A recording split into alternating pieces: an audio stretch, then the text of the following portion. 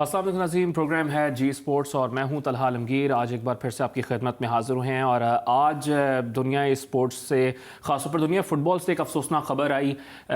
2 घंटे पहले की ख़बर है, डियागो मैराडोना जो कि अर्जेंटीनियन लेजेंड हैं, 1986 का वर्ल्ड कप जिताया और वो इंतकाल कर गए हैं। ज़ाहिर है heart attack, due to heart attack उनकी डेथ हुई है और FIFA player of the 20th century का अवार्ड वो जीत चुके थे और साथ साथ अर्जेंटीना के लिए और साथ साथ नापोली जो कि इटालियन फुटबॉल क्लब है उसके लिए भी खेलते हुए बेतहाशा अच्छे गोल स्कोर किए। ऑफ कोर्स फुटबॉल लेजेंड हैं, उनकी जानिब से जो डिफरेंट खिलाड़ी हैं, फुटबॉलर्स हैं दुनिया में, उनकी जानिब से अफसोस का इजहार किया जा रहा है। साथ साथ पाकिस्तान में फुटबॉल फैंस जो हैं वो भी दुख का इजहार कर रहे हैं, अफसोस का इजहार कर रहे हैं मैराडोना के इस दुनिया से रुखसत हो जाने पर। इस हवाले से आज कुछ बातचीत करेंगे। साथ साथ बिलाखिर ICC का नया चेयरमैन मुंतखब हो गया। हमारे शो में बार बार बात की जा रही थी कि क्या भारत वाकई इतना असरअंदाज है कि ICC का चेयरमैन उनकी जानिब से कोई, क्या सौरव गंगोली मुंतखब हो जाएगा या पाकिस्तान से कोई चेयरमैन आएगा या शायद बिग 3 से जो कि हम बात करते हैं ऑस्ट्रेलिया, इंग्लैंड या इंडिया, उसकी जानिब से कोई मुंतखब होगा। लेकिन जो तज़िये पेश किए जाते थे कि इतना ज़्यादा असरअंदाज है भारत, क्योंकि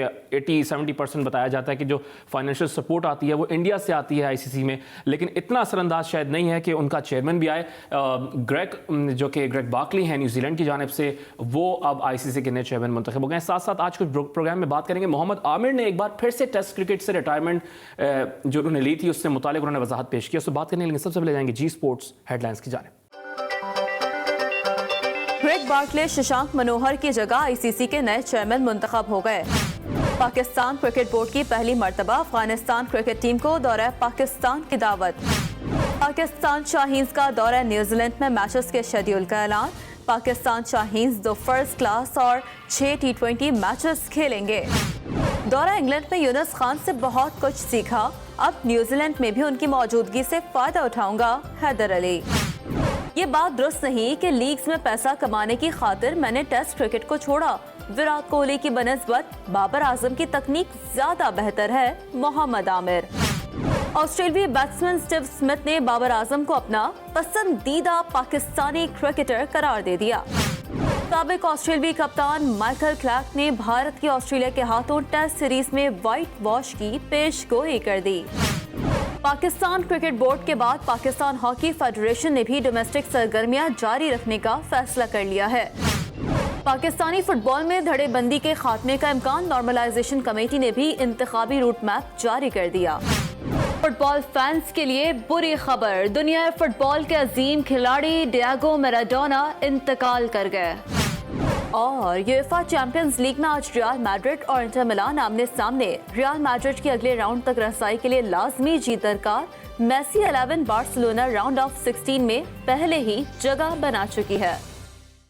बिल्कुल, आपने टॉप स्टोरीज़ देखी, जी स्पोर्ट्स हेडलाइंस देखी और सबसे पहली खबर ये शामिल करेंगे कि फ़ुटबॉल की दुनिया पर राज करने वाले अजीम खिलाड़ी मैराडोना आज अपने फैंस को अफसरदा कर गए। इस वक्त हमारे साथ टेलीफोन लाइन पर मौजूद हैं सीनियर स्पोर्ट्स जर्नलिस्ट, इससे पहले भी हमारे शो में आते रहे हैं। मैं बात कर रहा हूँ शाहिद हाशमी साहब की। शाहिद साहब, आपको वेलकम करूँगा शो में। बहुत शुक्रिया। शाहिद साहब, तला भी हमारे साथ स्टूडियो में मौजूद हैं। सबसे पहले मैराडोना के हवाले से मैं आपसे जानना चाहूँगा। हमने देखा मैसी और रोनाल्डो के बहुत सारे फैंस पाकिस्तान में, लेकिन इससे पहले एरा की बात की जाए तो मैराडोना की भी मद्दा पाकिस्तान में बहुत सारे मौजूद थे। क्या कहेंगे आज 2020 हमने देखा, पहले डीन जोन्स, फिर अब मैराडोना। सर, हमारे दौर के जब हम यूथ में थे उस वक्त के स्टार थे, सुपरस्टार थे डियागो मैराडोना। और अगर 1986 के वर्ल्ड कप की बात की जाए तो जबरदस्त खेले वो, और खुसूसन उनका क्वार्टर फाइनल में हैंड ऑफ गॉड वाला गोल जिसमें उन्होंने हाथ के जरिए गोल किया था, किसी तमाशाई को, कहीं किसी को पता ना चल सका। उस वक्त इंग्लैंड का गोलकीपर पीटर शिल्टन चिल्लाता रहा कि ये हाथ मारा है, लेकिन ना तो रेफरी को पता चला ना दूसरे खिलाड़ियों को। और एक फोटोग्राफर ने जब उसकी पिक्चर रिलीज की तब लोगों को पता चला कि उन्होंने हाथ से गोल स्कोर किया था। कमाल के प्लेयर थे और उनका मुकाबला किया जाता है पहले से, लेकिन फीफा जो इंटरनेशनल फुटबॉल फेडरेशन है वो भी आज तक दुनिया फुटबॉल के बेहतरीन खिलाड़ी का इंतखाब नहीं कर सकी। तो उसको एक अवार्ड देना था, उसने 2 दिए, एक मैराडोना को, एक पेले को। तो मैराडोना अपनी सिंस के एक अजीम तरीन खिलाड़ी थे। बायां पांव ऐसा लगता था जैसे बाएं पांव से उनके गेंद चिपकी हुई है और उसको फिर वो गोल में दाखिल करते थे। अगर हैंड ऑफ गॉड एक गोल था तो दूसरा गोल जो इंग्लैंड के खिलाफ उसी मैच में था, कमाल का था, जिसमें उन्होंने 6-7 खिलाड़ियों और फिर गोलकीपर को डॉज देकर गोल में गेंद फेंकी थी। तो अजीम तरीन खिलाड़ी थे, दुनिया फुटबॉल उन्हें मिस करेगी। बिल्कुल शाहिद साहब, दुनिया इनको बहुत मिस करेगी, खासतौर पर फुटबॉलिंग वर्ल्ड। और जैसे कि मोहसिन ने भी बताया कि मेसी रोनाल्डो की तो हम इस तरह में बात करते हैं जब वो हमारे दौर में इतने गोल स्कोर करते हैं, लेकिन पहले के दौर में पेले और मैराडोना ये दो खिलाड़ी थे जिनका आप भी बता रहे हैं कि फीफा खुद कंफ्यूज था कि किसी एक को वो देना नहीं चाह रहे थे कि 20th सेंचुरी का बेहतरीन खिलाड़ी कौन होगा, तो दोनों खिलाड़ियों को ये अवार्ड दिया गया था। फुटबॉल की दुनिया के लिए कितना बड़ा नुकसान है, खासतौर पर पाकिस्तानी फैंस जो उनके थे, जिस तरह आप भी बता रहे हैं कि आपके दौर में भी आप भी इनको सपोर्ट करते थे, और ड्रिबलिंग स्किल्स इनकी जो हैं कोई नहीं भूल पाएगा। जिस तरह आज मेसी के पास स्किल्स हैं वैसे उनके पास लेफ्ट फुटेड, जैसे बता रहे हैं कि बॉल चिपकी रहती थी, तो कितना बड़ा नुकसान है फुटबॉलिंग वर्ल्ड के लिए।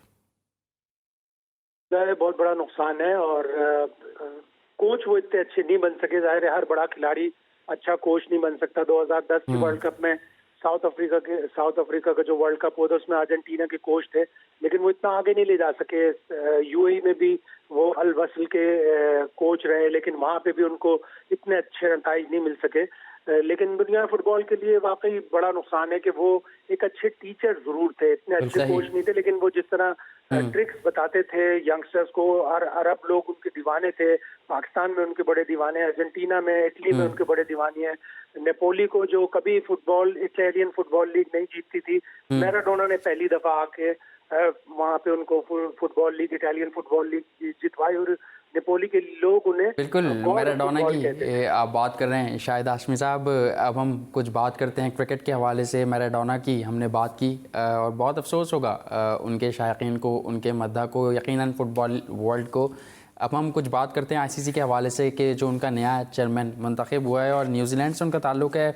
आईसीसी ने न्यूजीलैंड के ग्रेग बार्कले को नया चेयरमैन मुंतखब कर लिया है। साथ साथ बार्कले का इंतखाब शशनाक मनोहर, जिनका ताल्लुक़ भारत से है, उनकी जगह किया गया है। ग्रेग बार्कले 2012 से न्यूजीलैंड क्रिकेट के डायरेक्टर हैं। इस वक्त इंटरनेशनल क्रिकेट काउंसिल के बोर्ड में न्यूजीलैंड की नुमाइंदगी करते हैं। उन्हें न्यूजीलैंड टीम के डायरेक्टर का ओहदा छोड़ना होगा। साथ साथ ग्रेग बार्कले से कबल इमरान ख्वाजा आईसीसी के उबूरी चेयरमैन की हैसियत से खदमात अंजाम दे रहे थे। बिल्कुल मोहसिन, आपने ये तो बता दिया कि कहाँ से इनका ताल्लुक है। Of course he is from New Zealand, और सदर बनते ही ग्रेग बार्कले का बयान भी सामने आ गया। उन्होंने ये बात बोली है कि आईसीसी का चेयरमैन बनना मेरे लिए बाइस फ़ख्र है, आईसीसी मामलात को बेहतर अंदाज में हल करूँगा। साथ साथ ग्रेग बार्कले ने कहा है कि क्रिकेट की बेहतरी के लिए काम जो है वो करता रहूँगा, तमाम क्रिकेट बोर्ड्स के साथ मिलकर काम करूँगा। आईसीसी को अगले 3 वर्षों में अपने तमाम जो उनके मुकाबले हैं वो हर हाल में मुनक्किद करवाने हैं। अगर नहीं करवाए जाएंगे तो ऑफ कोर्स माली नुकसान हो सकता है। जीत शाहिद साहब क्या कहेंगे? कहा जा रहा है कि ग्रेग बार्कले बिग 3 के हामी थे, और ये भी बात हो रही है कि इनका चेयरमैन नामजद होना छोटे मुल्कों के बोर्ड्स के लिए नुकसानदेह होगा।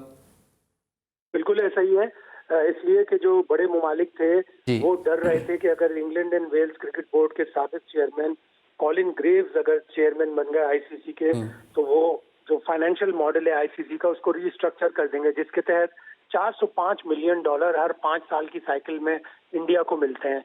तो कॉलिन ग्रेव्स को इसीलिए सियासत करके किसी न किसी तरह उन्होंने हटा दिया, और 2 उम्मीदवारों के बीच में मुकाबला हुआ, इमरान ख्वाजा और ग्रेग बार्कले। ग्रेग बार्कले को ऑस्ट्रेलिया, इंडिया, इंग्लैंड और साउथ अफ्रीका की हिमायत हासिल थी। इमरान ख्वाजा को छोटे मुमालिक जिनमें पाकिस्तान, श्रीलंका, वेस्ट इंडीज, इन मुमालिक की जो है वो हिमायत हासिल थी। लेकिन ग्रेग बार्कले इसलिए जीत गए, जाहिर है कि बड़े मुल्कों की उनको हिमायत हासिल है। वो पहले ये कहते रहे कि उनको बिग 3 की हिमायत भी है और वो बिग 3 के मौक़िफ़ की हिमायत करते हैं, लेकिन आज उन्होंने पहले इंटरव्यू में थोड़ा सा पैंतरा बदलने की कोशिश की और कहा है कि मैं बिग 3 का कभी भी हामी नहीं रहा और मैं इसके मौक़िफ़ की हिमायत नहीं करता। लेकिन जाहिर है वो जिस लॉबी के तहत आईसीसी के चेयरमैन बने हैं, और आखिर में उन्हें पहले राउंड में 10-6 से वो जीत रहे थे, लेकिन उन्हें 11 वोट चाहिए थे। फिर 11वां वोट जनूबी अफ्रीका से जबरदस्ती दिलवाया गया। जनूबी अफ्रीका में बड़े खराब हालात हैं क्रिकेट के, तो इंडिया, ऑस्ट्रेलिया, इंग्लैंड की एक तरह से जीत हुई है। और ग्रेग बार्कले कहते रहे कि वो बिग 3 के हामी नहीं है, लेकिन उनको बिग 3 की हिमायत करनी पड़ेगी। अच्छा शाहिद हाशिम साहब, ये फरमाइएगा, क्योंकि अब जाहिर है भारत ने उनको वोट तो दिया है, तो क्या अभी भी भारत असरअंदाज रहेगा आईसीसी पे? क्योंकि हम लोग अक्सर ये बात करते हैं कि कहीं ना कहीं तो भारत लगता है कि भारत असरअंदाज हो रहा है आईसीसी पर। तो अब तो उन्होंने वोट भी उनको दिया, साथ साथ पाकिस्तान की क्रिकेट में पाकिस्तान पर कितना असर पड़ सकता है इनके आने से?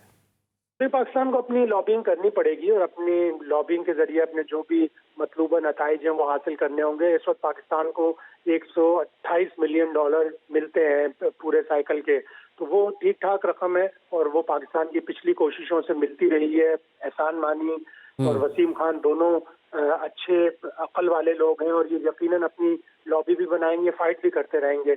लेकिन ग्रेग बार्कले, वो जो कॉलिन ग्रेव्स ने कहा था, वो जो मानू सानी जो नए चीफ एग्जीक्यूटिव आए, उन्होंने कहा था कि हम एक टूर्नामेंट एक्स्ट्रा आईसीसी का चाहते हैं। उस एक एक्स्ट्रा आईसीसी के टूर्नामेंट से हर छोटे मुल्क को तकरीबन $10-15 मिलियन इजाफी मिल जाते। लेकिन इन्होंने, ग्रेग बार्कले ने आते ही ये बात कह दी कि मैं इजाफी टूर्नामेंट के हक में नहीं हूँ। जो ऑस्ट्रेलिया, इंडिया और इंग्लैंड के मौक़िफ़ की हिमायत है, इंडिया, ऑस्ट्रेलिया और न्यूजीलैंड, इंग्लैंड वगैरह ये लोग चाहते हैं कि बायलैटरल क्रिकेट ज्यादा हो, आईसीसी के इवेंट कम हो। तो बार्कले ने आते ही ये कह दिया और वो लॉबी एक तरह से। ठीक है शाहिद साहब, आप ये समझते हैं कि पाकिस्तान क्रिकेट बोर्ड को भी अपनी लॉबी बनाने की ज़रूरत है? साथ साथ हमने आईसीसी चेयरमैन के हवाले से आपसे बात की, अब कुछ आईसीसी अवार्ड्स के हवाले से बात करते हैं। सोशल मीडिया पर काफ़ी ट्रेंड चल रहा है उसका और कल से लोग यही बातें कर रहे हैं कि भारतीय खिलाड़ी बहुत ज़्यादा उस कैटेगरीज़ में, उन कैटेगरीज़ में शामिल हैं। पाकिस्तान के 2 खिलाड़ी मेरा ख्याल है, एक तो मिसबाह उल हक और यासिर शाह इन कैटेगरीज़ में शामिल हैं। आप क्या कहेंगे? बाबर आजम का लोग कह रहे हैं कि ये बहुत ज़बरदस्त परफॉर्म करते हुए आ रहे हैं, लेकिन उनका नाम किसी भी कैटेगरी में शामिल ना होना हैरान कुन है। मेरे लिए हैरान कुन नहीं है, इसलिए कि मैं वोटिंग कमेटी में भी हूँ और ये पीरियड है एक जनवरी 2011 से लेके अक्टूबर 2020 तक का 10 साल का एक अरसा है। इस 10 साल के अरसे में वो कारकर्दगी बाबर आजम की नहीं है। जाहिर है उन्होंने 2015 में अपना डेब्यू किया, तो 5-6 साल हुए हैं। कोहली 2008 से 2009 से खेल रहे हैं, इसलिए उनका 2011 से 2020 में बड़ा ठीक ठाक स्कोर है। 27 टेस्ट सेंचुरियां उनकी इस फेज में है, टेस्ट क्रिकेट में।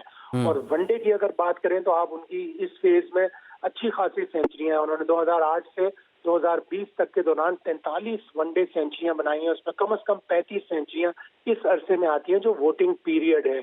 और इसी तरह ऑस्ट्रेलिया के खिलाड़ी, इंग्लैंड के खिलाड़ी, तो पाकिस्तान का सिर्फ एक ही खिलाड़ी इस अरसे की, इस डिकेड की परफॉर्मेंस में आया है और वो यासिर शाह हैं, जिन्होंने तेज तरीन 200 विकेटें टेस्ट में लेने का एजाज हासिल किया है। मिसबाह उल हक का आईसीसी स्पिरिट ऑफ क्रिकेट के हवाले से मेरे पास उस लिस्ट में कोई भी और दूसरा इस तरह का अवार्ड नहीं है ICC spirit of the cricket में। हो सकता है ICC spirit of the cricket उन्होंने फैंस के वोट के जरिए किया हो। एक तरीका जो सबसे ज्यादा खराब है इस पूरे प्रोसेस का वो ये कि फैंस के जरिए जब आप, एक तो वोटिंग एकेडमी है जो जर्नलिस्ट, कमेंटेटर्स और दूसरे लोगों पर मुश्तमिल है, लेकिन जब आप फैंस के जरिए अवार्ड लेते हैं तो उसमें इंडिया की इतनी बड़ी आबादी है और फिर एक तो उनके खिलाड़ियों की परफॉर्मेंस अच्छी है, दूसरे उनकी इतनी ज्यादा आबादी है कि अगर वो 100 वोट डालते हैं तो दूसरे मुल्क का कोई 1 वोट डालता है, तो वो एक तरीके से वो तरीका बिल्कुल दुरुस्त नहीं है। ठीक है, विराट कोहली वेरी डिजर्विंग के वो तीनों फॉर्मेट्स में वहाँ पर मौजूद हैं, लेकिन जैसे कि शायद हाशमी साहब फरमा रहे हैं कि बाबर आजम वहाँ नहीं है, इस ज़ाहिर राय से तो वो इत्तेफाक नहीं करते कि उनको होना चाहिए था, लेकिन मुख्तलिफ आरा मौजूद हैं कि शायद उनको होना चाहिए था। ऑफ कोर्स उन्होंने 2015 में डेब्यू किया है, तो लेट्स सी कि अब नेक्स्ट ये टाइम जब अवार्ड्स द डेकेड अनाउंस होंगे अगले 10 साल बाद, तो फिर शायद बाबर आजम हिस्सा होंगे उसके। लेकिन शायद हाशमी साहब साथ साथ मोहम्मद आमिर ने एक बार फिर से वजाहत पेश कर दी है कि टेस्ट क्रिकेट उन्होंने रिटायरमेंट इसलिए ली थी क्योंकि इसलिए नहीं ली थी क्योंकि उनको पैसे कमाने थे, क्योंकि उन पे ये तोहमत लगाई जाती है, लोग बात करते हैं कि उन्होंने लीग्स में पैसे कमाने थे, इसलिए उन्होंने टेस्ट क्रिकेट से रिटायरमेंट का ऐलान किया। शायद उनकी सज़ा भी उनको अभी तक मिल रही है, तो क्या वाकई ऐसा है कि पैसे के लिए उन्होंने नहीं छोड़ा था? देखिए, अब वो कुछ भी कहते रहे कि मैंने टेस्ट क्रिकेट इसलिए नहीं छोड़ी थी, लेकिन आम तासुर तो यही जाता है कि आप 27-28 साल की उम्र में अगर टेस्ट क्रिकेट छोड़ेंगे तो लोगों का यही तासुर जाता है कि आप सिर्फ लीग खेलने के लिए आपने टेस्ट क्रिकेट को छोड़ा है। वेस्ट इंडीज के आंद्रे रसल है, उन्होंने बिल्कुल सेंट्रल कॉन्ट्रैक्ट नहीं लिया। वेस्ट इंडीज के कई खिलाड़ी हैं जिन्होंने सेंट्रल कॉन्ट्रैक्ट नहीं लिया, वो खुलेआम जाकर लीग क्रिकेट खेलते हैं। पिछले 3 साल में सिर्फ 2 T20 इंटरनेशनल आंद्रे रसल ने वेस्ट इंडीज के लिए खेले हैं और अब वो बजाय न्यूजीलैंड में होने के वो श्रीलंका में है, जहाँ पे वो लंका प्रीमियर लीग खेलेंगे। तो लोगों ने अब जब से ये T20 लीग्स आई हैं इंटरनेशनल क्रिकेट को नेशनल टीम की तरफ से खेलने को इतनी तरजीह नहीं देते लोग और वो लीग खेलने जाते हैं। बिल्कुल, आप ये कह रहे हैं कि आगे से क्रिकेटर्स नेशनल की ज़्यादा लीग्स क्रिकेट को खेलने में तरजीह देते हैं। बहुत शुक्रिया शाहिद हाशमी साहब, आपने अपना कीमती वक्त जी स्पोर्ट्स में दिया। वक्त तो एक ब्रेक का, ब्रेक के बाद जब वापस आएंगे तो कुछ गुफ्तगू करेंगे आईसीसी के हवाले से, और दीगर मेहमान भी हमारे साथ मौजूद होंगे, साथ साथ तनवीर अहमद के हवाले से और पाकिस्तान का जो दौरा न्यूजीलैंड है उस हवाले से भी बातचीत करेंगे। कहीं मत जाइए, देखते रहिए जी स्पोर्ट्स।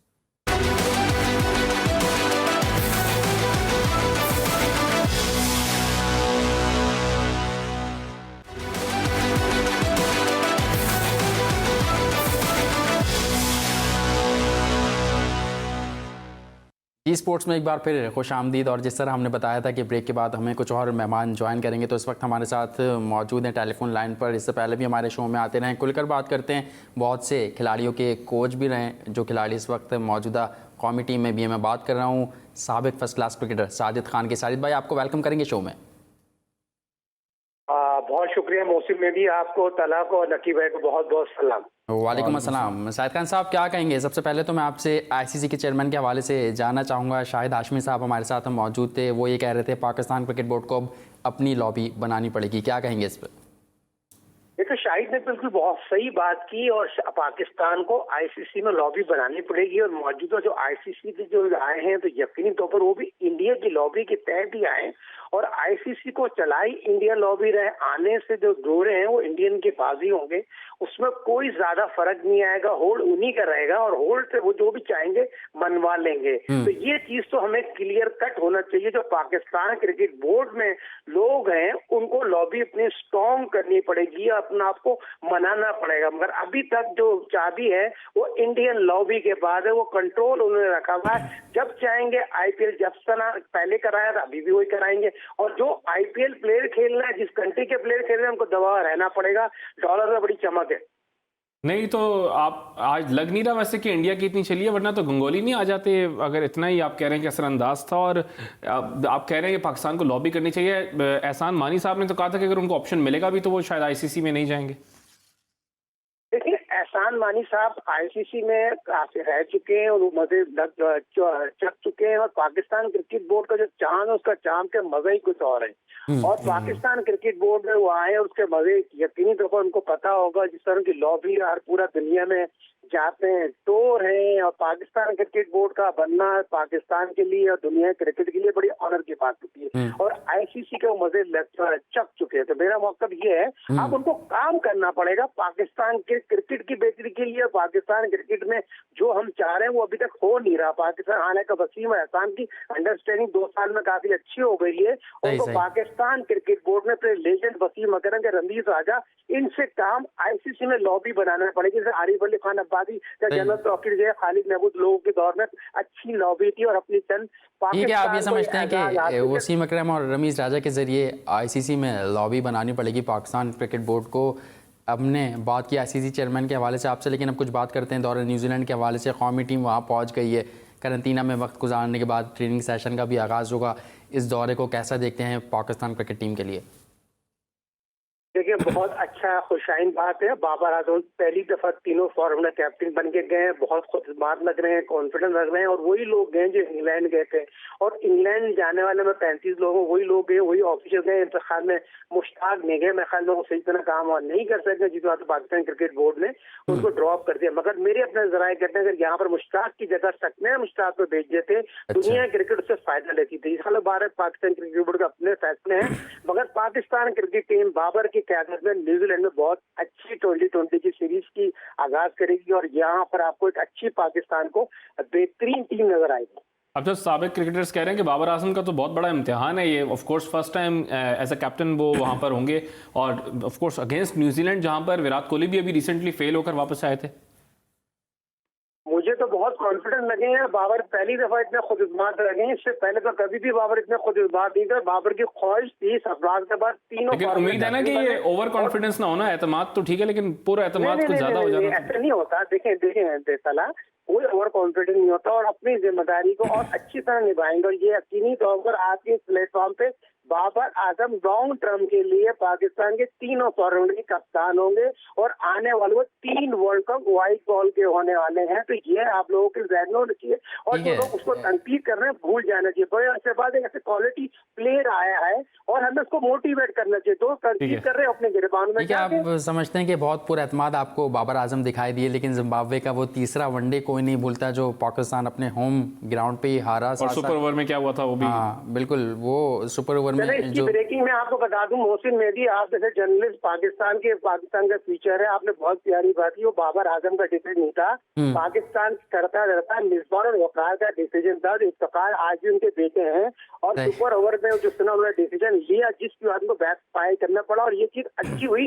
बाबर आजम ने भी उस बात को बुरा माना। जो मेरे अपने जराए बताते हैं वो बाबर आजम नहीं, तो सवाल भी तो यही है ना साजिद साहब के क्या बाबर आजम, आप कह रहे हैं वो बाबर आजम का डिसीजन नहीं था, वो कैप्टन तो थे ना, फैसला तो वो ले सकते थे, अपनी आरा तो पेश कर सकते थे। या हमेशा हेड कोच ही फैसला करते रहेगा? क्या कप्तान की अपना कोई स्ट्रेटेजी, कोई टैक्टिक्स नहीं होंगी, कोई प्लानिंग नहीं होगी? ये क्योंकि सिर्फ डमी कैप्टन के तौर पे आप कह रहे हैं ऐसे नहीं होता। तला पूरी बात ये है, वहाँ पर मिसबा का बड़ा होल्ड है और उससे पहले वो chief selector, head coach Pakistan के करता धरता जो भी कोच हो सब उनके अंडर आते थे। ठीक है साहिद खान साहब, आप ये बात हम पहले भी कर चुके हैं कि मिसबाह उल हक का बहुत ज्यादा होल्ड है टीम पर। उम्मीद करते हैं कि वो बाबर आजम को चांस देंगे पूरा। साथ साथ मैं जानना चाहूंगा फखर जमान जो कि अब सही होकर अपने घर वापस लौट गए, आप क्या समझते हैं अब T20 क्रिकेट में कौन ओपन करेगा पाकिस्तान की जानिब से?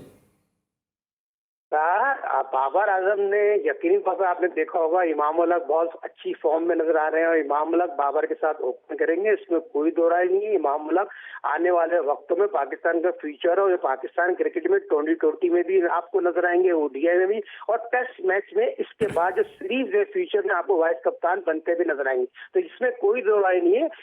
आपने फकर की बात की, फकर की कारकर्दगी इंटरनेशनल क्रिकेट में उस तरह की नहीं थी जिस तरह की होना चाहिए थी। डोमेस्टिक क्रिकेट में बड़ी शानदार उन्होंने कारकर्दगी दिखाई। आप कह रहे हैं आने वाले वक्तों में वाइस कप्तान होंगे इमाम उल हक, ये आपने कहा, मैंने दुरुस्त सुना है? हाँ बिल्कुल दुरुस्त सुना। तो क्या बहुत से लोग ये कहते हैं कि वो सिर्फ छोटी टीम्स के अगेंस्ट परफॉर्म करते हैं, तो क्या वाइस कैप्टन वो Zimbabwe, Sri Lanka, West Indies, Kenya, Mozambique इसके अगेंस्ट होंगे? बहुत से लोग कहते हैं कि वो सिर्फ आपकी राय हो सकती है तला, ये आपकी राय हो सकती है। जो नहीं, मैं तो कह रहा हूँ कि बहुत से लोग ये बात करते हैं, पाकिस्तानी क्रिकेट के शायकीन भी ये बात करते हैं। देखिए बहुत से लोगों का काम ही यही है बातें करना, उनका पेट नहीं भरा जाता बातें ना करें, मगर हकीकत यही है जो हम आपको बताना चाह रहे हैं, जो हमारे अपने जराए। साहिद खान साहब, इमाम उल हक के हवाले से हम बात कर रहे हैं तो हमने देखा इमाम उल हक अगर आएंगे, आपने कहा वाइस कप्तान उनको बनाया जाएगा फ्यूचर के लिए, आप बता रहे हैं, तो फिर ऐसा नहीं होगा कि दोबारा पर्ची की सदाएं बुलंद होना शुरू हो जाएंगी? हमने देखा भी आजम खान के खेलने पर कितने लोगों ने शोर मचाना शुरू कर दिया। पहले उन लोगों को पुलिस शर्म कर ले, हया कर ले जो लोग ये बात कर रहे हैं। आजम खान 2020 में उसने अपने आप को प्रूफ किया। ग्रेट लेजेंड वसीम अकरम ने उसको माना और पाकिस्तान सुपर लीग के 6 एडिशन में कराची किंग के लिए वो लेना चाहते हैं। मगर ये चीज तो जो लोग कह रहे हैं उनको थोड़ी सी शर्म, थोड़ी हया करना चाहिए।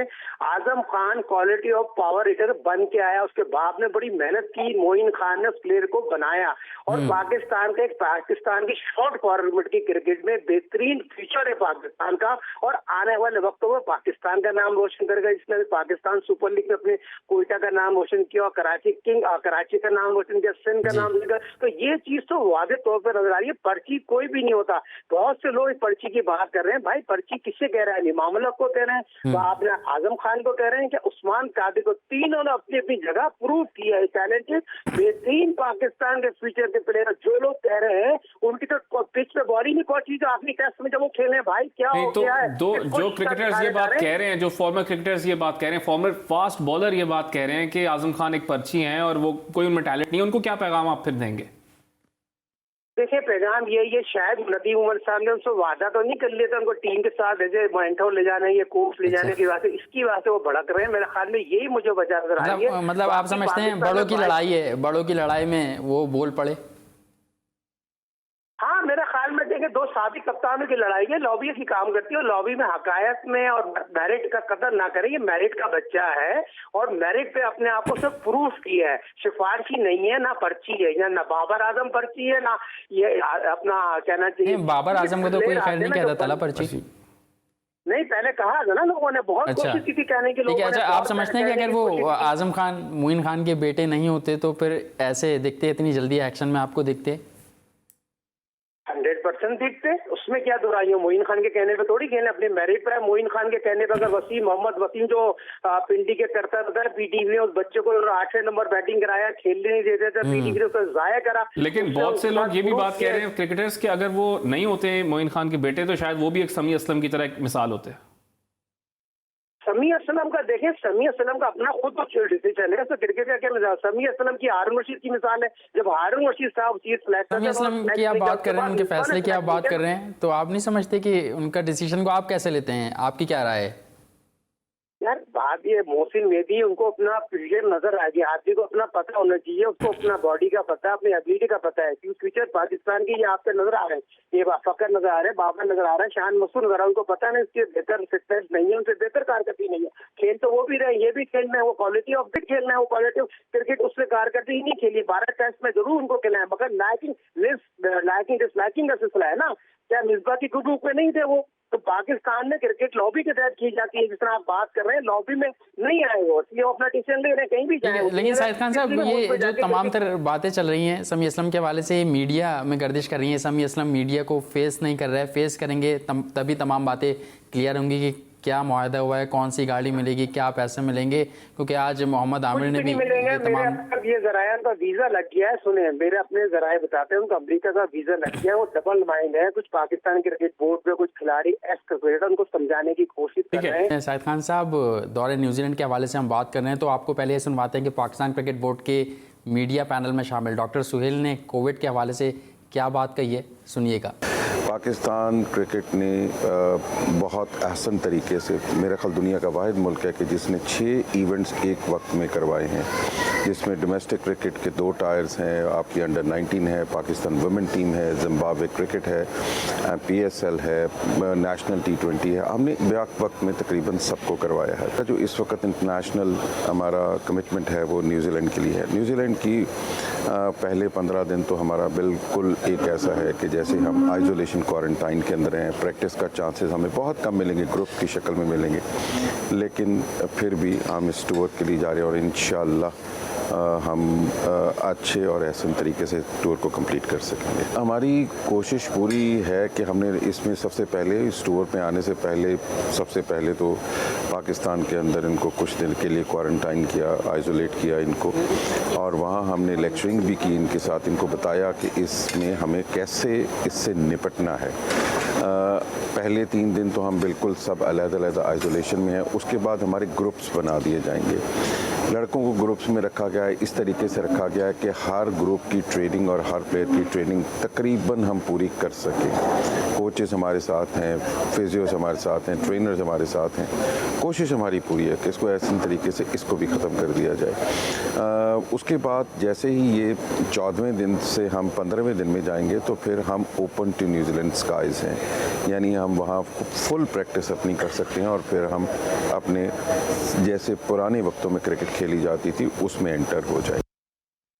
जी हाँ, आपने डॉक्टर सुहेल की एक गुफ्तगू मुलाहिज़ा फरमाई और उन्होंने बताया कि पाकिस्तान क्रिकेट टीम का अगले 15 दिन का क्या शेड्यूल होगा, कब कब वो होटल में रहेंगे, कब उनको बाहर निकलने की इजाज़त होगी। वक्त तो एक ब्रेक का, ब्रेक के बाद जब वापस आएंगे तो कुछ मज़ीद गुफ्तगू के सिलसिले को आगे बढ़ाएंगे।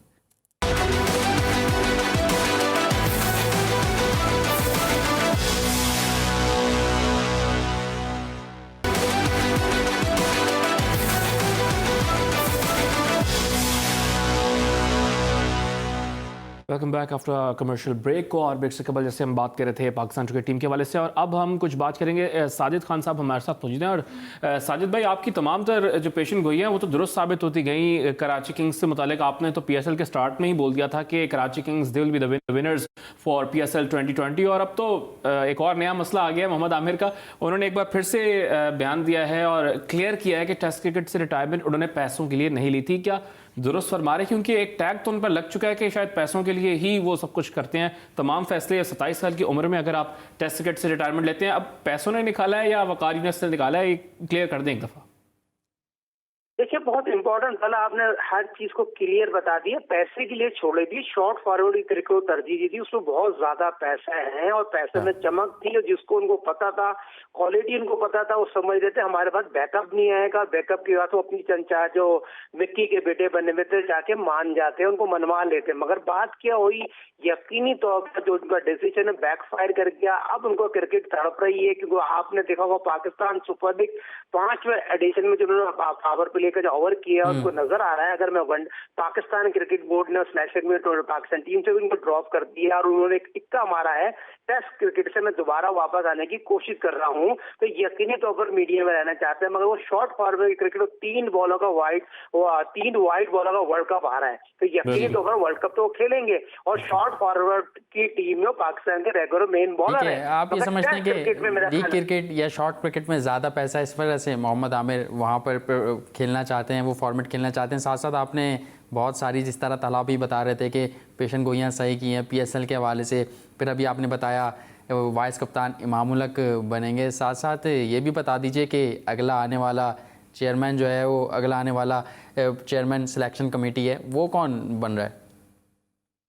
हाँ मोहसिन, 2 लोग बहुत इंपॉर्टेंट चल रहे हैं। मोहम्मद अकरम की अब पहले 70 चल रहे थे, अब 30 चल रहे थे। जो नया जो PCB में जो बात चल रही है, जो अभी नया जो भी PCB का सिलेक्शन कमेटी का चेयरमैन आएगा इन सिलेक्टरों के साथ काम नहीं करेगा और वो अपना जो भी बड़ा प्लेयर आ रहा है वो अपनी सिलेक्शन कमेटी लेके आएगा। तो ये चीज तो क्लियर समझ ले, जो पाकिस्तान के मौजूदा सेटअप में काम कर रहे हैं ना, तो ये सेटअप के साथ वो नहीं काम करना। फिर कोई कोचेस का इख्तियार नहीं होगा, आप ये कह रहे हैं डोमेस्टिक कोचेस का? हाँ देखे ना, ये ज्यादती है और यही कोचिस हैं, यही सिलेक्टर हैं, और जिसमें बहुत सी चीजें 180 लड़कों में लैकिंग का सिलसिला जारी रहा। क्रिकेट कमेटी का भी बता दीजिएगा, क्रिकेट कमेटी का आपको कौन लगता है कि चेयरमैन आने वाला है या फिर क्रिकेट कमेटी खत्म हो सकती है? देखें, ये क्रिकेट कमेटी में यकीनी तौर पर खत्म नहीं होगी, आने वाले हैं। अभी भी पाकिस्तान क्रिकेट बोर्ड की बातचीत चल रही है और आपने देखा होगा अभी जो आखिरी इजलास हुआ है 4 नए गवर्निंग बोर्ड के मेंबर आए हैं, तो इसी तरह क्रिकेट बोर्ड के मेंबर भी अभी नए जो आने वाले वक्तों में एक अच्छा कोई बंदा आने वाला है। मगर मेरे अपने राय बात है, मोहम्मद अकरम से बात चल रही है। मोहम्मद अकरम जो है पाकिस्तान क्रिकेट अच्छा, सर वसीम अकरम नहीं आ रहे किसी भी ओहदे पे? शॉर्ट कमेंट कीजिएगा, बैकएंड पे रहेंगे वो? ओहदों की जरूरत नहीं है। देखें ओहदों की जरूरत नहीं है। पाकिस्तान को अगर वर्ल्ड कप 2021 जीतना है तो वसीम अकरम की हैंडल टीम करते हैं और पाकिस्तान क्रिकेट टीम में और लेजेंड वसीम अकरम, सर वसीम अकरम ने प्रूफ किया, कोचों की जरूरत नहीं है। तन तना पाकिस्तान जिस टीम के साथ भी रहे हैं और फाइनल तक पहुंचे हैं, तो फाइनल हारे नहीं है वो। हाँ देखिए, ये अच्छी बात है और पाकिस्तान को सोचना चाहिए, उनकी खिदमत लेना चाहिए। लेकिन सिर्फ लीग में शायद खान साहब नहीं आते हाथ में, कह रहे हैं सिर्फ लीग में, इंटरनेशनल में अब तक नहीं हुआ। इंटरनेशनल में ज़ाहिर आए नहीं है वो भी। नहीं मोहसिन, ऐसे क्रिकेटर बार बार पैदा नहीं होते और मैं उनके साथ रहा हूँ, उनका रूममेट रहा हूँ, उनके साथ क्रिकेट खेली PIA से आज भी अल्हम्दुलिल्लाह। और किसी भी ग्राउंड में खड़े होते हैं किसी को बताते हैं, सर वसीम अकरम का बताने बहुत सिंसियर आदमी, अपने मुल्क के साथ, अपनी क्रिकेट के साथ, अपने प्रोफेशन के साथ। तो ठीक है, बहुत शुक्रिया शाहिद खान साहब, आपने अपना कीमती वक्त जी स्पोर्ट्स में दिया। लेकिन साथ साथ मोहम्मद आमिर के हवाले से जो हमने बात की, अब वो एक और लीग गार ग्लैडिएटर्स का हिस्सा हैं, इस हवाले से उनका क्या कहना था वो मुलाहिजा फरमाइए। जो हमारे पाकिस्तानी प्लेयर्स हैं ये तो खेलते हुए आ रहे हैं, जैसे आज़म है या एहसान वगैरह हैं, ये सारे नेशनल कप भी खेलते हुए आए हैं। मैं PSL खेलता हुआ आया। दूसरा उनके जो श्रीलंकन लड़के हैं, इनके कैंप्स वगैरह चल रहे थे, समर कैंप्स वगैरह चल रहे थे। और अभी नेट्स में भी मैंने देखा है कि सारे अच्छे टच में, वोल्टन भी अभी PSL खेल के आया है, वो भी अच्छे टच में नज़र आ रहा है। तो और दूसरा इनके यंगस्टर्स बहुत अच्छे हैं, 3-4 फास्ट बॉलर्स में वो भी बड़े अच्छे हैं। तो आई थिंक एक यंग टीम है और जो यंग टीम होती है वो जेल बहुत जल्दी होती है, क्योंकि जो एक एनर्जी लेवल होता है उनका बड़ा हाई होता है। आई थिंक हर बंदा अपने आप को प्रूव करना चाहता है, तो होपफुली हमारे लड़के अच्छा परफॉर्म करें। देखिए, सबसे पहले तो अच्छा एज अ क्रिकेटर कि आपको कोविड के बाद इस तरह जो कोविड की सिचुएशन चल रही है उस पर आपको क्रिकेट की जो है फैसिलिटीज़ मिल रही है, क्रिकेट खेलने की अपॉर्चुनिटी मिल रही है। अभी हम PSL के बाद मैं PSL खेल के और साथ ही लंका लीग जो है गोल ग्लैडिएटर के लिए खेल रहा हूँ। तो एज अ क्रिकेटर तो हमारे लिए बड़ा अच्छा पॉजिटिव साइन है। दूसरा ये कि मैंने देखा कि हमारे बड़े अच्छे यंग लोकल प्लेयर्स हैं श्रीलंकन, और नेट प्रैक्टिस भी कल भी किया, आज भी किया, अच्छा चल रहा है। और आई होप कि हम इस टूर्नामेंट में अच्छा करेंगे। देखिए, सबसे पहले तो नदीम भाई को क्रेडिट जाता है कि जो इतना इन्वेस्ट कर रहे हैं क्रिकेट के लिए, फिर पाकिस्तानी प्लेयर्स जितने लोकल प्लेयर्स हैं उनको ज़्यादा से ज़्यादा अपॉर्चुनिटीज़ प्रोवाइड कर रहे हैं, ये क्रेडिट नदीम भाई को जाता है। दूसरा ये कि ये मोस्टली तो समझ लें कि ये पाकिस्तान की टीम है, एक पाकिस्तान की फ्रेंचाइज़ की टीम है, और आई होप कि पाकिस्तानी फैंस हमारे लिए दुआ करें, हमें सपोर्ट करें कि हम टूर्नामेंट जीतें और ट्रॉफी जो है वो पाकिस्तान लेके। जी बिल्कुल, आपने मोहम्मद आमिर की बात सुनी। उनका ये कहना था एक यंग टीम है और अच्छा परफॉर्म करने की कोशिश करेंगे इस टूर्नामेंट में। इसी के साथ साथ प्रोग्राम के वक्त का अख्ताम हुआ। मोहसिन मेहदी, तलहा आलमगीर और जी स्पोर्ट्स की पूरी टीम को इजाज़त दीजिए। आपसे कल मुलाकात होगी। अपना ख्याल रखिएगा। अल्लाह हाफ़िज़।